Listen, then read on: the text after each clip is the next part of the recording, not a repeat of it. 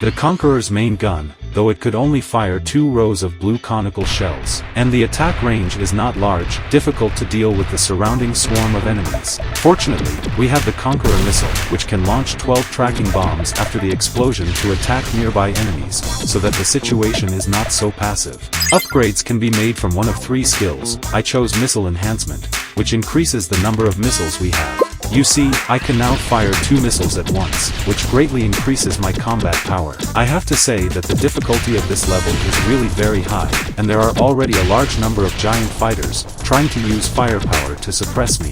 The most annoying thing is that this red laser is so unexpected that it often gets hit without paying attention. At this time, my health has almost reached the bottom, but after the upgrade, we brushed the missile enhancement. I was able to get some respite from the explosion of the 3 Conqueror missiles, which were followed by a barrage of tracking projectiles. Not only that, the full-stage Conqueror missile can also evolve into a super missile, launch 2 bright blue nuclear balls and summon a large number of energy arrows with tracking lads to attack enemies. You see, the screen is filled with a lot of energy arrows. Once found, the enemy can be the first time to destroy it. It's not over yet. After that, I evolved the main gun into a super main gun, with both scattered and concentrated firing modes. Scattering form can launch a large number of red conical shells, covering an area of less than half the screen, suitable for dealing with a large number of enemies. The concentrated firing mode, although the number of bullets is only 2 rows, but the damage is several times the scattering mode, used to deal with elite enemy aircraft, is the most suitable.